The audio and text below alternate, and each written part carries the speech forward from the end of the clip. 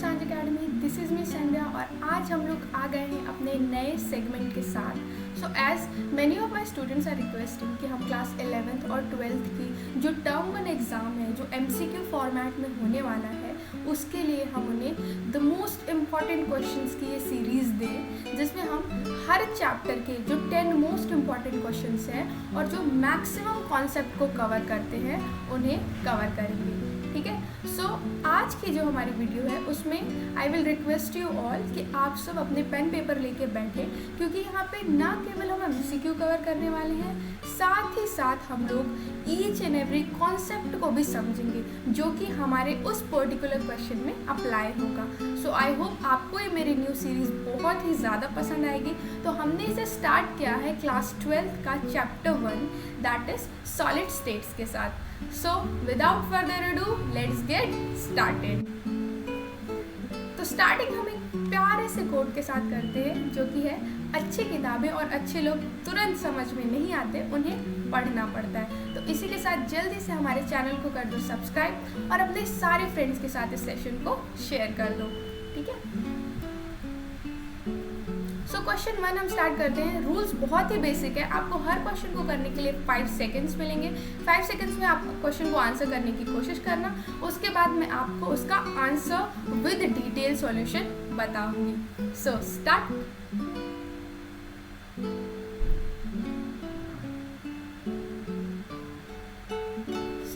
इस क्वेश्चन में हमसे पूछा गया है विच of the following is not a characteristic of crystalline solid. तो सॉलिड स्टेट्स का हमारा पहला ही टॉपिक होता है क्रिस्टलाइन और एमॉर्फस सॉलिड। तो हम सबसे पहले इसके सारे पॉइंट्स पढ़ते हैं कि हमारे पास क्या क्या है। पहला ऑप्शन कहता है definite and characteristic heat of fusion, isotropic nature, a regular periodical repeated pattern of arrangement of constituent particles in an entire crystal, और फोर्थ ऑप्शन कहता है it is a true solid.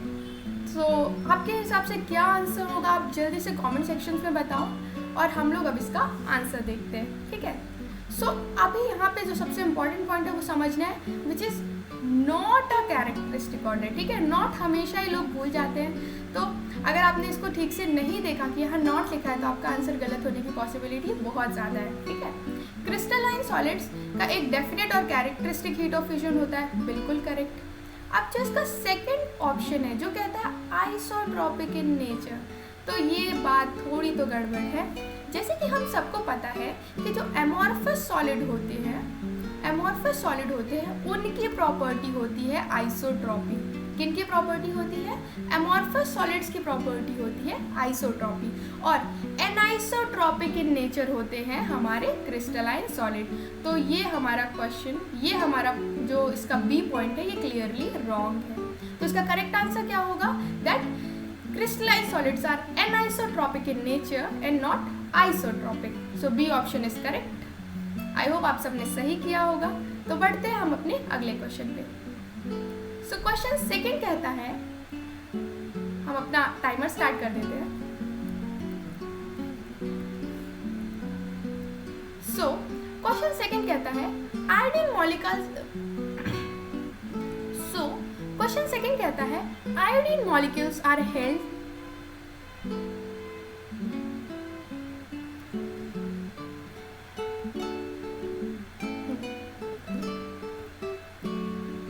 तो बढ़ते हैं हम अपने क्वेश्चन नंबर 2 पे।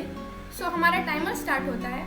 तो क्वेश्चन हमारा ये कह रहा है iodine molecules are held in the crystal lattice by, इनमें से कौन सा फोर्स है जिसकी मदद से जो आयनिक मॉलिक्यूल्स होते हैं वो एक साथ एक क्रिस्टल लैटिस में रहते हैं। सो आप सब आंसर देने की कोशिश कीजिए। क्या होगा इसका आंसर? क्या इसका आंसर होगा? ए लंडन फोर्सेस, या बी डाइपोल डाइपोल इंटरैक्शन, सी कोवेलेंट बॉन्ड, या D Coulombic force. I hope आप सबने बिल्कुल करेक्ट आंसर किया होगा। So the correct answer is London force, जिसको डिस्पर्सिव फोर्स भी कहा जाता है। ठीक है, तो इसको समझने के लिए अगर आपने एनसीईआरटी की इस टेबल को देखा है तो आपको ये बहुत ही अच्छे से बात समझ में आ जाएगी। इस टेबल को देखना बहुत ज़रूरी है, बहुत इंपॉर्टेंट एमसीक्यूज इस ही टेबल से बनेंगे। तो अगर आपने इस टेबल को नहीं पढ़ा है तो आओ मेरे साथ समझो इस टेबल को। तो जैसे कि हमें पता है कि हमारे जो मॉलिक्यूलर सॉलिड्स होते हैं, जो हमारे सॉलिड्स होते हैं, वो टोटल 4 कैटेगरी में डिवाइडेड है। That is molecular solid, ionic solid, metallic solid और कोवेलेंट सॉलिड। ठीक है, फिर इसके बाद इनकी characteristic properties, example, physical nature, electrical conductivity और मेल्टिंग पॉइंट के बारे में भी हमें बताया गया है। इस स्पेसिफिक क्वेश्चन में हमें बात की गई थी कि जो हमारा I2 है, दैट मीन आयोडीन है, वो किस तरीके के फोर्स से बाउंडेड है। सो यहाँ पे क्लियरली हमें पता चल रहा है कि जो हमारा आयोडीन मॉलिक्यूल है वो लंडन फोर्स या डिस्पर्सिव फोर्स से ही अट्रैक्टिव फोर्स से बाउंडेड है। ठीक है, तो ये बात तो हमें क्लियर हो गई। अब यहाँ हम इस बात को भी समझ लेते हैं साथ ही साथ कि लंडन फोर्स या डिस्पर्सिव फोर्स एक्चुअल में होता क्या है। इस पॉइंट में बहुत से स्टूडेंट्स को कन्फ्यूजन होती है, तो आज हम इस कन्फ्यूजन को क्लियर कर लेते हैं। ठीक है, तो देखो लंडन फोर्स क्या है, पहले इसकी कुछ प्रॉपर्टीज देख लेते हैं।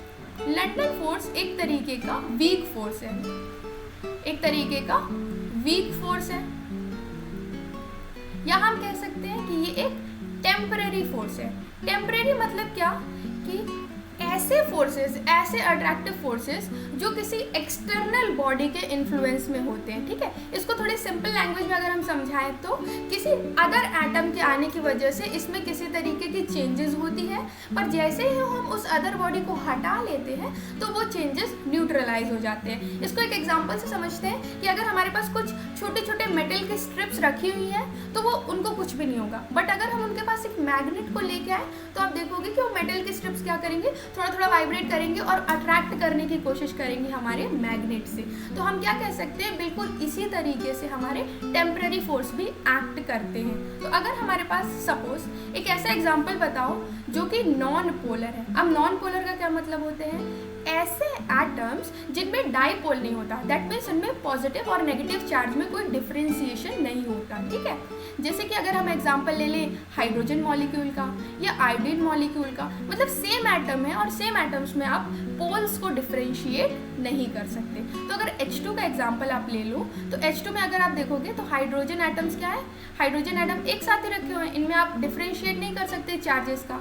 और एक और एटम ले लो, सपोज मैंने एक और एटम ले लिया H2 का ही, और इसको मैं बोल देती हूँ कि इसके चार्जेस इसमें डिफरेंशिएटेड है। ठीक है, इसमें हमने क्या किया, माइनस और प्लस चार्ज डिफरेंशिएटेड है। ठीक है, किसी एक्सटर्नल फोर्स के इन्फ्लुएंस में। तो होगा क्या, जब ये H2 मॉलिक्यूल क्या करेगा, इसके पास आएगा तो क्या करेगा, इसमें भी एक डाईपोल क्रिएट करेगा, इसमें भी क्या करेगा, एक तरीके का वीक फोर्स इंड्यूस करेगा। क्यों, ये फोर्स कैसे होता है, टेम्पररी फोर्स होता है। तो अब आपने क्या देखा कि एक H2 मॉलिक्यूल जो कि बिल्कुल न्यूट्रल था, उसमें किसी तरीके का भी पोल्स नहीं था, वो नॉन पोलर इन नेचर था। फिर आपने क्या देखा कि आपने एक और दूसरा एटम लिया जो हाइड्रोजन ही था, जो किसी एक्सटर्नल फोर्स के इन्फ्लुएंस में अपने पोल्स डिवाइड कर रहा था, मीन्स उसके पोल्स अलग अलग थे। जब वो H2 मॉलिक्यूल से न्यूट्रल जो H2 मॉलिक्यूल रखा था नॉन पोलर, उसके पास आएगा तो वहाँ पे लंडन फोर्स क्रिएट होगी। ठीक है, अगर आपको इस पॉइंट पे कुछ भी डाउट है या फिर अगर आपको ये पॉइंट नहीं समझ में आया तो आप मुझे कमेंट्स में बताना। तो मैं क्या करूँगी, एक सेपरेट वीडियो बनाऊंगी जिसमें London force, dipole dipole interaction, hydrogen bonding, ये सारी फोर्सेस किस तरीके से एक्ट करती हैं उनको मैं डिटेल में समझाऊंगी। ठीक है, अभी के लिए हमें बस ये टेबल अच्छे से याद होनी चाहिए। हमें पता होना चाहिए कि अगर हमारा एग्जाम्पल है आयोडीन या हाइड्रोजन तो उसमें लंडन फोर्स और डिस्पर्सिव फोर्स लगता है। तो इस क्वेश्चन का आंसर होगा A, that is London force. I hope आप सबने इसे सही किया होगा। तो बढ़ते हैं हम क्वेश्चन नंबर 3 की तरफ। सो टाइमर स्टार्ट करते हैं। सो टाइमर हमारा स्टार्ट हो गया है। अगर आप इस क्वेश्चन में देखें तो यहाँ पे पूछ रहा है विच of the following is a network solid. ठीक है, नेटवर्क सॉलिड को एक और नाम भी दिया जाता है, जल्दी से कमेंट में बताओ। सो नेटवर्क सॉलिड को कहा जाता है कोवेलेंट सॉलिड। ठीक है, क्या कहा जाता है, कोवेलेंट सॉलिड भी कहा जाता है। ठीक है, तो अगर हम यहाँ पे देखें तो हमसे पूछा जा रहा है कि इनमें से कौन एग्जाम्पल है नेटवर्क सॉलिड का। क्या वो SO2 है, क्या वो I2 है या डायमंड या वाटर। ठीक है, I2 तो क्लियरली नहीं हो सकता, हमने अभी अभी देखा कि I2 हमारा क्या है, एक मॉलिक्यूलर सॉलिड है, तो I2 तो क्लियरली नहीं हो सकता। बट बाकी सब में अगर हम देखें तो क्या हो सकता है। आई होप अब तक तो आपने आंसर कर भी दिया होगा। सो इसका करेक्ट आंसर है सी, दैट इज डायमंड, जिसका स्ट्रक्चर पहले ही पॉप हो गया था। तो अगर आपने स्ट्रक्चर देख लिया तो आपने आंसर बता ही दिया होगा। तो अब इसको थोड़ा सा समझ लेते हैं। तो देखो नेटवर्क सॉलिड्स कैसे बनते हैं। तो जैसे कि हम सब जानते हैं that diamond is a allotrope of carbon. Diamond क्या है, हमारा कार्बन का एलोट्रॉप है। जिस तरीके से ग्रेफाइट भी होता है उसी तरीके से डायमंड भी है। तो हमने क्या देखा कि डायमंड कैसे बनता है, जब कार्बन सेल्फ लिंकिंग प्रॉपर्टी होती है कार्बन के अंदर और कोवेलेंसी होती है, तो उससे हमें क्या पता चलता है कि जब कार्बन अपने ही जैसे कार्बन के साथ टेट्राहेड्रली अरेंज होता है। देखो अगर आप इसका एक यूनिट देखो तो कैसा अरेंज है, ये टेट्राहेड्रली अरेंज होता है और एक वेब लाइक स्ट्रक्चर, एक नेट लाइक स्ट्रक्चर बना लेता है। तो उससे बनने वाले स्ट्रक्चर को हम लोग यहाँ पे क्या कहते हैं, नेटवर्क सॉलिड कहते हैं। तो मतलब एक टेट्राहेड्रल यूनिट थी हमारे पास और फिर उसमें क्या हुई, एक और जुड़ गई, एक और जुड़ गई और ऐसे ऐसे करके पूरा एक नेटवर्क इन्होंने क्रिएट कर लिया। मैं आपको एक और इम्पॉर्टेंट फैक्ट बताना चाहती हूँ that among all of the elements existing, जितने भी हमारे पास एलिमेंट्स एग्जिस्ट करते हैं उनमें से डायमंड सबसे हार्डेस्ट है। ठीक है, हार्डेस्ट मतलब सबसे ठोस है। ठीक है, तो अब हम आगे बढ़ते हैं और देखते हैं हमारा क्वेश्चन नंबर 4। आई होप आपको मज़ा आ रहा होगा। क्वेश्चंस बहुत ही लाइट है, ना ज़्यादा डिफिकल्ट है ना ज़्यादा इजी साइड में है। इन क्वेश्चंस को मैंने जो हमारा टर्म 1 एग्ज़ाम आ रहा है बोर्ड्स के लिए उसके हिसाब से डिज़ाइन किया है, ताकि अगर आपने एनसीईआरटी को थोरोली रीड किया है, अच्छी तरीके से रीड किया है, तो आपसे सारे ही क्वेश्चन बहुत ही आसानी से बन जाए। ठीक है, तो अब हम पढ़ते हैं हमारे क्वेश्चन नंबर 4 की तरफ। तो क्वेश्चन नंबर 4 क्या कहता है, graphite is a good conductor of electricity due to the presence of. चलो हम अपना टाइमर स्टार्ट कर देते हैं। जल्दी से आंसर देने की कोशिश करो। हमारे पास है 4 option, that is lone pair of electron, free valence electron, cation और एनायन। क्वेश्चन क्या कह रहा है कि आंसर जल्दी से कमेंट्स पे लिख दो, जिसको भी आता है अपने कमेंट्स पे आंसर लिख सकते हो। ठीक है, विद क्वेश्चन नंबर स्पेसिफिक, ताकि बाद में अगर मैं देखूँ तो बता सकूँ कि हाँ सही है। ठीक है, तो यहाँ पे हमसे क्या पूछा गया है, graphite is a good conductor of electricity. हाँ, हम सबको पता है ग्रेफाइट एक गुड कंडक्टर ऑफ इलेक्ट्रिसिटी होता है। क्यों? Due to the presence of dash. ये बहुत इंपॉर्टेंट क्वेश्चन है बिकॉज ये क्वेश्चन एक्सेप्शन से लिया गया है। ठीक है, अगर आप एनसीईआरटी के उस टेबल को ध्यान से देखोगे जो मैंने अभी अभी दिखाई थी, उसमें इसके नीचे कंडक्टर ऑफ इलेक्ट्रिसिटी के नीचे ब्रैकेट में एक्सेप्शन लिखा है। ठीक है, वो इसीलिए लिखा है बिकॉज अगर आप इसका एक और एग्जाम्पल देखें जो कि है diamond is an insulator. That means कि भाई डायमंड तो कंडक्टिविटी करता ही नहीं है, इलेक्ट्रिसिटी कंडक्ट करता ही नहीं है, बट उसी का भाई, उसी का साथ वाला ग्रेफाइट कंडक्टिविटी कैसे करता है, इलेक्ट्रिसिटी कैसे कंडक्ट करता है, उसी चीज़ को समझने के लिए हमें ये क्वेश्चन यहाँ दिया गया है।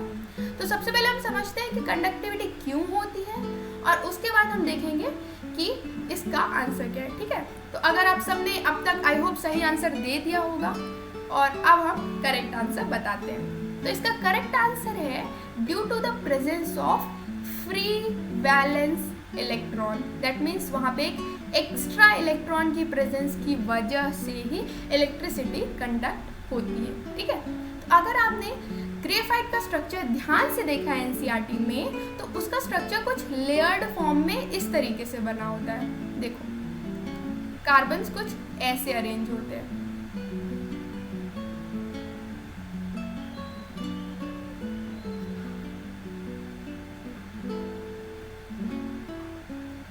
इसी तरीके से फिर इसकी पूरी नीचे लेयर बनी रहती है। ठीक है, तो अगर आप इस चीज को ध्यान से देखें तो इसके डेफिनेशन में ही साफ साफ लिखा है, in case of graphite each carbon atom is attached with 3 other carbon atoms. ठीक है, मतलब हर कार्बन अपने जैसे 3 कार्बन के साथ ही अटैच होता है। तो भाई उसकी चौथी वैलेंसी तो खाली रह गई, उसी वजह से हमारे पास क्या हो गया, एक फ्री वैलेंस इलेक्ट्रॉन, और वही फ्री वैलेंस इलेक्ट्रॉन क्या करता है, इलेक्ट्रिसिटी कंडक्ट करता है।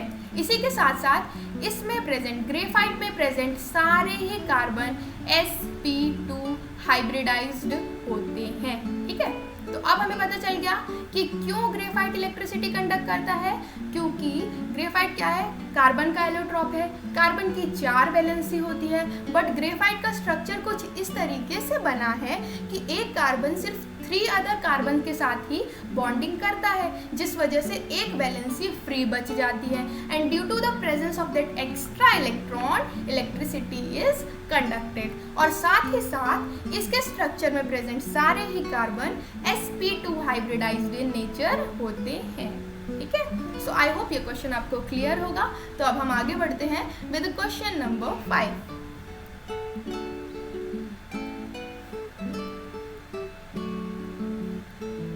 टाइमिंग स्टार्ट कर देते हैं हम। जल्दी जल्दी से क्वेश्चन के आंसर दे दो, जो सबसे पहले आंसर देगा फास्टेस्ट आंसर हम उनको मेंशन करेंगे। ठीक है, सो हमारा क्वेश्चन क्या कहता है, cations are present in the interstitial site in. अब ये हमारा क्वेश्चन है डिफेक्ट्स का। ठीक है, अगर आप ध्यान दो, मैंने हर टॉपिक, हर जो एसेंशियल टॉपिक है उसका एक क्वेश्चन और उससे रिलेटेड कॉन्सेप्ट को ही उठाया है, ताकि अगर आपसे कॉन्सेप्ट बनता हो तो आपके लिए क्वेश्चन बिल्कुल मक्खन है, तुरंत बता दो, और अगर नहीं बनता है तो उस कॉन्सेप्ट को भी समझ लो और साथ ही साथ इस इंपॉर्टेंट क्वेश्चन को भी देख लो। ठीक है, तो इसका आंसर क्या होगा जल्दी से बताओ कमेंट्स में। तो इसमें हमारा क्वेश्चन क्या कहता है, cations are present in the interstitial site in which of the defect. तो अगर आप देखो तो इसका करेक्ट आंसर है, आई होप अब तक तो सबने बता दिया होगा, so the correct answer is Frenkel defect. ठीक है, क्यों इसका आंसर फ्रैंकल डिफेक्ट है, अगर फ्रैंकल डिफेक्ट की आप डेफिनेशन देखें तो होता क्या है, किसी भी सॉलिड में जो कैटायंस होते हैं ना, कैटायंस हमें पता दिखते हैं वो पॉजिटिवली चार्ज होते हैं और स्मॉलर इन साइज होते हैं। तो इसकी वजह से क्या होता है कि कैटायंस बहुत ही ईजिली इंटरस्टिशियल साइट्स में जाके ऑक्यूपाई हो जाते हैं। अब सबसे पहले हमें इंटरस्टिशियल साइट्स का मतलब पता होना चाहिए। ठीक है, तो अगर किसी भी सॉलिड में जो जगह खाली रहती है ना, हर सॉलिड में कुछ ना कुछ वेकेंट जगह होती है जिसको हम वॉइड भी कहते हैं। ठीक है, तो कुछ ना कुछ जगह खाली रहती है, उसी वेकेंट साइड को हम इंटरस्टिशियल साइट कहते हैं। तो एक कैटायन जो स्मॉलर इन साइज होता है वो इजीली जाके उस इंटरस्टिशियल साइट में फिट हो जाता है, बस उसी चीज़ को कहा जाता है फ्रैंकल डिफेक्ट। तो ऐसा क्यों होता है, क्योंकि कैटायन का साइज छोटा है, छोटा साइज होने की वजह से, और साथ ही साथ उसकी मोबिलिटी भी अच्छी होती है। तो कैटायन के छोटे साइज होने की वजह से वो क्या करता है, अपनी जगह से उठता है और जाके खाली जगह जो वॉइड्स होते हैं वहाँ पे जाके फिट हो जाता है। इस वजह से वो क्या करता है, जहाँ से वो आया था वहाँ तो वैकेंसी क्रिएट करता है, और जहाँ जाके फिट हो जाता है वो हमारी इंटरस्टिशियल साइट्स होती है। ठीक है, तो ऐसे डिफेक्ट को फ्रैंकल डिफेक्ट कहा जाता है। बट एक चीज़ ध्यान में रखना, ये सारे स्टोइशियोमेट्रिक डिफेक्ट के अंदर आते हैं। दैट मीन्स कि ओवरऑल स्टोइशियोमेट्रिक इज बैलेंस्ड। हुआ क्या है, कैटायन ने सिर्फ अपनी जगह छोड़ी है और दूसरी जगह पे आके फिट हो गया है, ओवरऑल लैटिस को नहीं छोड़ा है। ठीक है, तो अगर आपके पास कभी कभी ये भी क्वेश्चन आए कि फ्रैंकल डिफेक्ट स्टोइशियोमेट्रिक है या नॉन स्टोइशियोमेट्रिक, तो आप बता सकते हो that Frenkel defect is a stoichiometric defect. ठीक है, तो बढ़ते हैं हम अपने क्वेश्चन नंबर 6 की तरफ। So the total number of voids in the FCC unit cell. हम अपना टाइमर स्टार्ट कर लेते हैं। जल्दी जल्दी सब आंसर दो, जल्दी आंसर दो, बहुत ईजी है, बहुत ईजी क्वेश्चन है। सो फास्ट आंसर दो सब लोग। सो टाइम इज अप। ठीक है, तो क्या इसका आंसर A होगा, B, C या D? ठीक है, तो अब यहाँ पे पूछा गया है total number of tetrahedral voids. तो टेट्राहेड्रल वॉइड्स का फॉर्मूला होता है, टेट्राहेड्रल वॉइड्स का फॉर्मूला होता है 2n। ठीक है, और उसी तरीके से ऑक्टाहेड्रल वॉइड्स का फॉर्मूला होता है n। ठीक है, यहाँ पे n क्या होता है, number of atoms in FCC। क्योंकि हम FCC की बात कर रहे हैं तो ऑब्वियसली हम FCC के लिए ही लेंगे। तो n यहाँ पे क्या है, number of atom present in FCC। ठीक है, अगर आपने मेरे सॉलिड स्टेट्स के वीडियोस देखी हैं तो मैंने आपको क्लियरली बताया था FCC के केस में n की वैल्यू होगी 4। तो ये वैल्यू कहाँ से आती है? That means the number of atoms inside an FCC cell, मतलब एक एफसीसी के अंदर, एक एफसीसी यूनिट सेल के अंदर कितने एटम्स प्रेजेंट है वही उसकी एन वैल्यू होती है, ठीक है। तो इस केस में हमारी एन वैल्यू क्या होगी? 4 होगी। तो आप इजीली इस फॉर्मूले में पुट आउट करके आप आंसर निकाल सकते हो। अब तक तो सबके आंसर आ भी गए होंगे, तो इसका करेक्ट आंसर है 8, ठीक है। तो आगे बढ़े, अब हम बढ़ते हैं हमारे क्वेश्चन नंबर 7 के साथ। तो टाइमर स्टार्ट कर देते हैं। ये भी हमारा डिफेक्ट का क्वेश्चन है, ये भी बहुत इंपॉर्टेंट क्वेश्चन है, इसको ध्यान से देखो। Which of the following point defects are shown by AgBr crystal. So time is up, सबने आंसर दे दिए होंगे आई होप। सो अब यहाँ पे हमारे पास है 4 ऑप्शन। AgBr इनमें से कौन से 2 डिफेक्ट्स शो करता है, मतलब किसका एग्जाम्पल है? क्या वो शॉर्टकी और फ्रेंकल का एग्जाम्पल है, या फिर फ्रेंकल और मेटल एक्सेस का एग्जाम्पल है, या मेटल डेफिशिएंसी का एग्जाम्पल है, ठीक है। तो इसके बाद हमारे पास ऑप्शन है 1 2 3 4 1 3 या 2 4। सो आई होप अब तक सबने करेक्ट आंसर कर दिया होगा। अगर आपने इसको अच्छे से, अगर डिफेक्ट्स को अच्छे से पढ़ा है तो डिफेक्ट्स के कोई भी क्वेश्चन, उसके एग्जाम्पल्स बहुत ही ईजिली बन जाने चाहिए। सो the correct answer is 1 and 2, that is A option is correct, ठीक है। जो AgBr होता है ना, वो शॉर्टकी डिफेक्ट और फ्रेंकल डिफेक्ट के द्वारा दिखाया जाता है। अब एक एक करके हम शॉर्टकी डिफेक्ट और फ्रेंकल डिफेक्ट क्या होता है समझ लेते हैं। फ्रेंकल डिफेक्ट तो हमने समझ लिया था, बट शॉर्टकी डिफेक्ट को भी समझ लेते हैं। होता क्या है कि हमारा जो सॉलिड है, ये हमारा एक सॉलिड है, ठीक है। सॉलिड में से जब एक कैटायन और एक एनायन उस सॉलिड के लैटिस को छोड़ते हैं, उनसे बनने वाले डिफेक्ट को कहा जाता है शॉर्टकी डिफेक्ट। इस स्पेसिफिक केस में अगर एक Ag+ का कैटायन और एक Br- का एनायन इस लैटिस को छोड़ के चले जाते हैं, उससे बनने वाले डिफेक्ट को कहा जाता है शॉर्टकी डिफेक्ट। ओके, मैं एक बार फिर से रिपीट करती हूँ। अगर किसी लैटिस में से एक कैटायन और एक एनायन, जरूरी नहीं एक एक ही, दैट मीन्स कि रेशियो हमारा बैलेंस होना चाहिए। अगर 2 कैटायन जा रहे हैं तो 2 एनायन जाए, यदि 3 जा रहे हैं तो 3 जाए, ठीक है। तो अगर हमारे, अभी हम यहाँ पे एक से समझ लेते हैं, अगर हमारे लैटिस में से एक Ag+ जाएगा और एक Br- जाएगा, दैट मीन्स एक कैटायन और एक एनायन हमारे लैटिस को लीव कर जाएंगे, उससे बनने वाले डिफेक्ट को हम क्या कहेंगे? उसे हम कहेंगे शॉर्टकी डिफेक्ट। और इससे हमारी डेंसिटी पे क्या फ़र्क पड़ता है? So the density will decrease because हमारे लैटिस में से कुछ एटम लीव कर रहे हैं यार। एटम निकलेंगे तो डेफिशिएंसी होगी, दैट मीन्स वैकेंसी क्रिएट होगी, तो उससे क्या होगी? हमारी जो डेंसिटी होगी वो घट जाएगी। इसी तरीके से अगर हम फ्रेंकल डिफेक्ट की बात कर लें, कई Ag+ ऐसे भी होते हैं जो लैटिस के अंदर ही अपनी जगह छोड़ के इंटरस्टिशियल साइट्स में जाके फिट होने लगते हैं, क्योंकि उनका साइज छोटा है, तो उसे हम फ्रेंकल डिफेक्ट के भी कैटेगरी में ले सकते हैं। इसीलिए हमारा जो AgBr है वो शॉर्टकी डिफेक्ट तो है ही, और साथ ही साथ फ्रेंकल डिफेक्ट भी है। आई होप अब आपको ये क्वेश्चन बिल्कुल क्लियर होगा। तो अब हम बढ़ते हैं हमारे नेक्स्ट क्वेश्चन की तरफ, दैट इज क्वेश्चन नंबर 8। इस क्वेश्चन में हमसे क्या पूछा जा रहा है? टाइमर स्टार्ट कर देते हैं, जल्दी से इस क्वेश्चन को करने की कोशिश करो। What is the coordination number in a square closed packed structure in 2 dimension? ठीक है, तो अगर आपने कोऑर्डिनेशन नंबर देखा होगा तो इसमें हमारे पास 1 डायमेंशन, 2 डायमेंशन और 3 डायमेंशन तीनों की ही बात करता है। बट इसमें स्पेसिफिकली मैंने 2 डायमेंशन का स्क्वायर क्लोज्ड पैक्ड स्ट्रक्चर पूछा है, ठीक है। तो अगर आपने इस 2 डायमेंशन अच्छे से स्टडी किया होगा तो आप बहुत इजीली बता दोगे। सो इसका आंसर बताती हूँ मैं सबसे पहले। सो the correct answer is C, that is 4। अब कैसे आया हम इसको भी देख लेते हैं। अगर हम स्क्वायर क्लोज पैकिंग का स्ट्रक्चर देखेंगे तो वो कुछ इस तरीके से रहता है। ये AA टाइप फॉलो करता है, दैट मीन्स A मतलब सारे एटम एक ही ऑर्डर में अरेंज होंगे, ठीक है। तो देखो किस तरीके से रहता है ऐसे। कोई भी एटम देख लेते हैं, सपोज हमने इस एटम को लिया, ये एटम 4 और एटम से अटैच्ड है।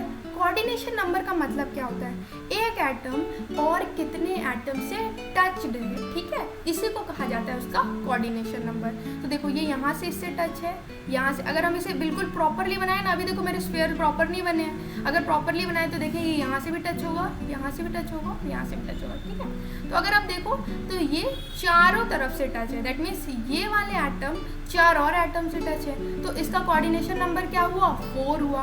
अब इसका नाम स्क्वायर क्लोज पैकिंग क्यों है, क्योंकि अगर इन चारों को हम सेंटर से जोड़ दें तो एक स्क्वायर फॉर्म होता है, इसीलिए इसका नाम क्या है, स्क्वायर क्लोज्ड पैक्ड स्ट्रक्चर, ठीक है। सो आई होप अब ये बात क्लियर होगी कि हमारा coordination number square closed packed structure के केस में इन 2 डायमेंशन 4 होता है, ठीक है। अब हम बढ़ते हैं अपने क्वेश्चन नंबर 9 की तरफ। सो 9th क्वेश्चन में हमसे पूछा गया है, arrange the type of arrangement in terms of decreasing packing efficiency, ठीक है। अब हमें इन्हें इनके पैकिंग एफिशिएंसी के अकॉर्डिंग ही अरेंज करना है, ठीक है। पैकिंग एफिशिएंसी क्या होती है, ये कैसे कैलकुलेट करते हैं, इस चीज़ को हम थोड़ा सा समझ लेते हैं। पैकिंग एफिशिएंसी का मतलब क्या होता है, अगर आपने किसी भी सॉलिड को देखा होगा तो सॉलिड में 2 चीज़ें होती हैं, एटम होते